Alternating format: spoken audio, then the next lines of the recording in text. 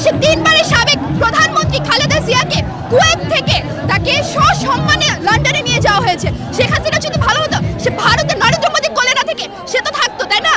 কোথায় থাকতো? ভারতের বাইরে অন্য কোনো স্টেটে থাকতো। বিশ্বে 195টা দেশ আছে, সে ভারতে কেন, তাই না?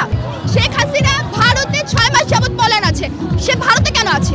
সে কেন কুয়েতে গেল না? সে কেন আমেরিকাতে গেল না?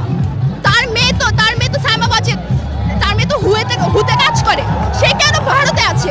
সে এখন ভারতে বসে বাংলাদেশের পার্শ্ববর্তী সে ভারতে বসে সে সেখানে ছাত্র সমাজের জন্য ভাষণ দিবে। এটা কি কোনো ছেলে খেলা মনে হয়?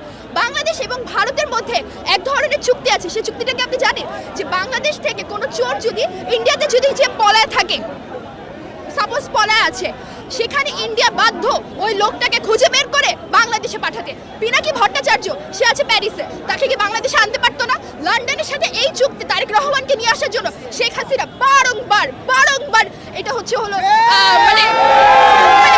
চুক্তি করতে চেয়েছে, তারেক রহমানকে দেশে আনতে চেয়েছে, পেরেছে? কারণ ওর মতো গন্ডমূর্খ তারেক রহমানকে দেশে আনতে পারিনি।